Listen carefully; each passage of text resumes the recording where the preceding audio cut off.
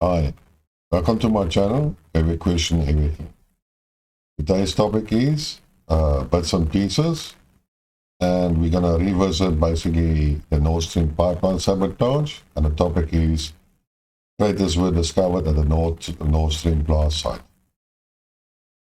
Now, if you haven't heard about this, the Swedish investigators, as well as the Danish investigators, refused that Russia would join the investigation, and in lieu of that, the Russians decided to send their own personnel, and that is what they did.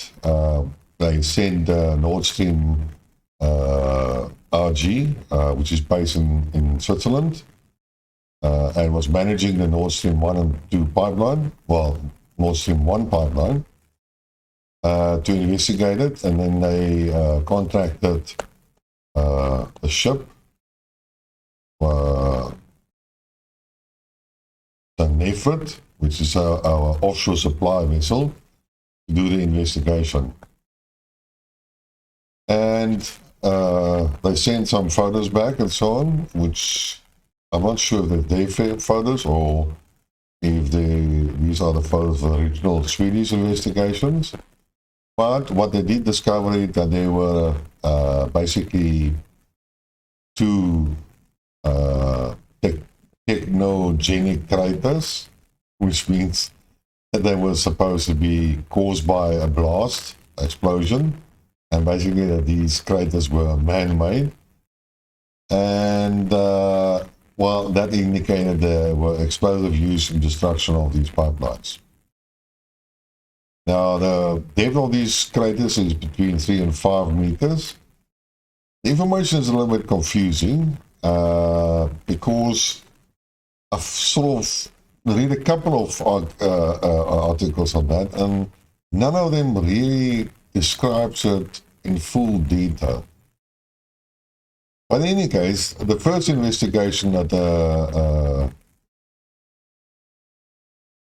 okay, I'm not going to call Nord Stream AG the full name. I'm just going to say the Russians. That's going to make the narrative easier. So the Russians sent the ship, in effort, and they got permission to look at the explosive location, or the location of the damaged area in a Swedish economic zone. Maritime zone, sorry. Economic zone, maritime zone, those are all different types of definition, but let's call it the maritime zone, which is the correct.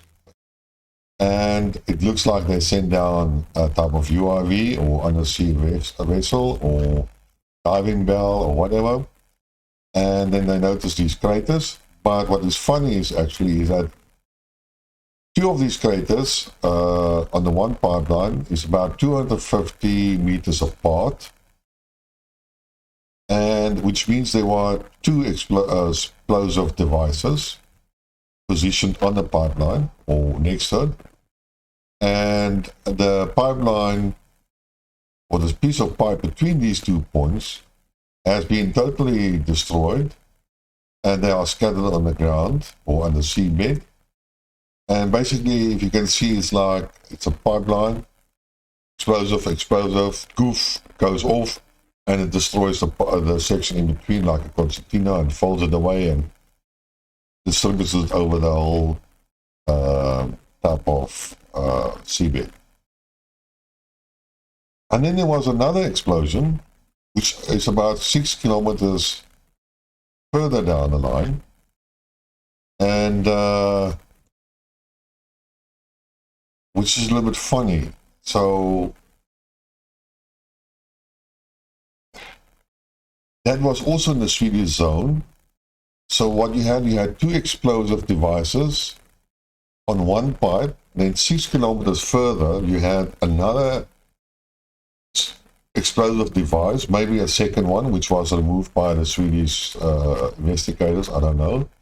There's no information available on that. But why place two explosive devices on the one pipe, and then at another location you place only one piece of explosive device?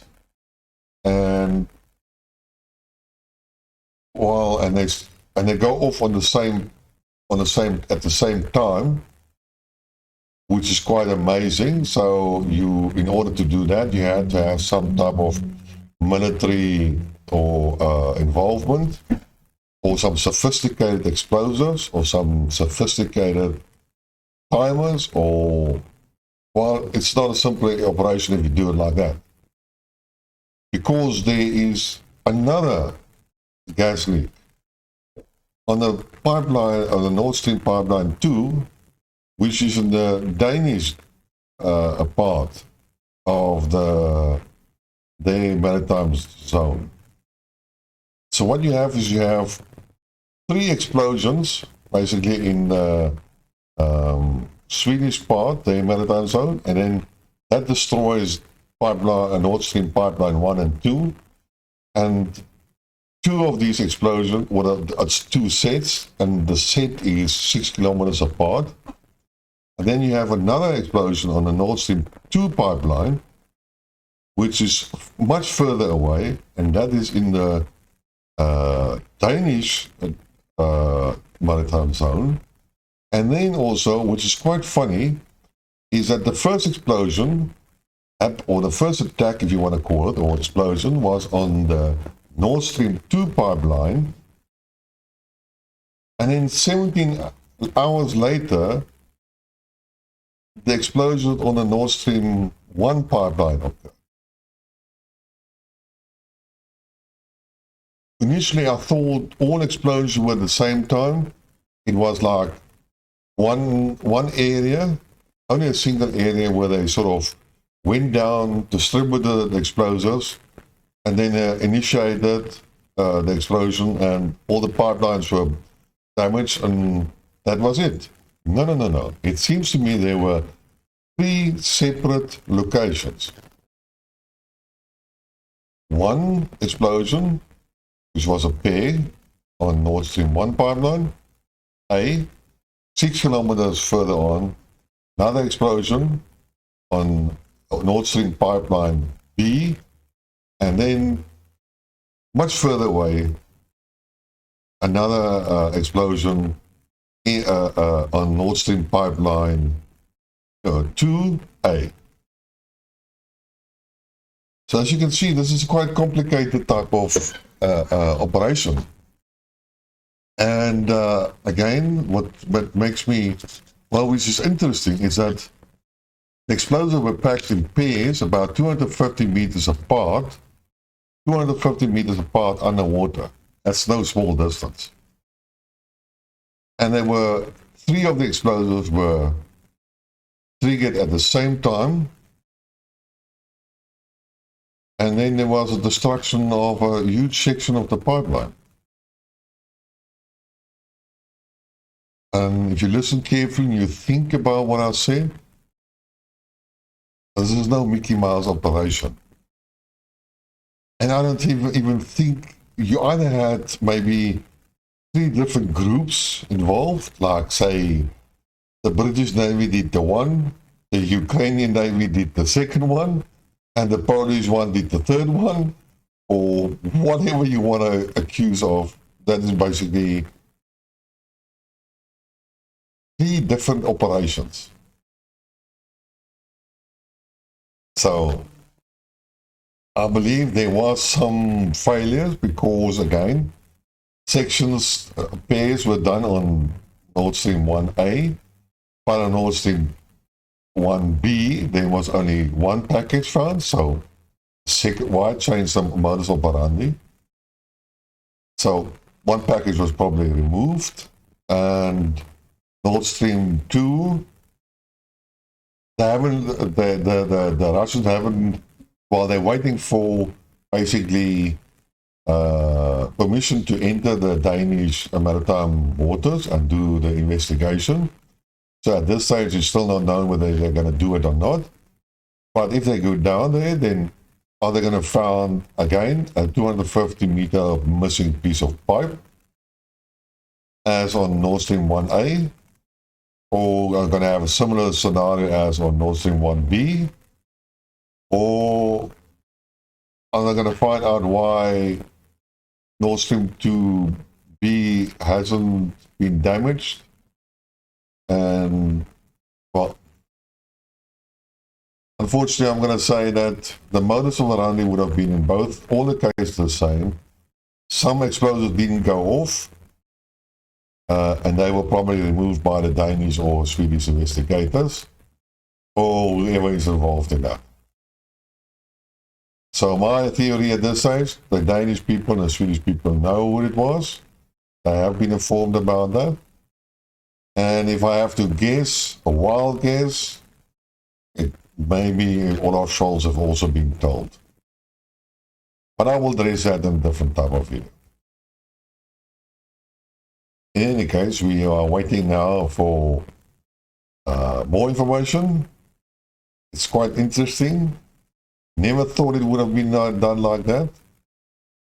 Well, in any case, the Russians said gas can be pumped through Nord Stream Pipeline 2B, and everything is hunky-dory.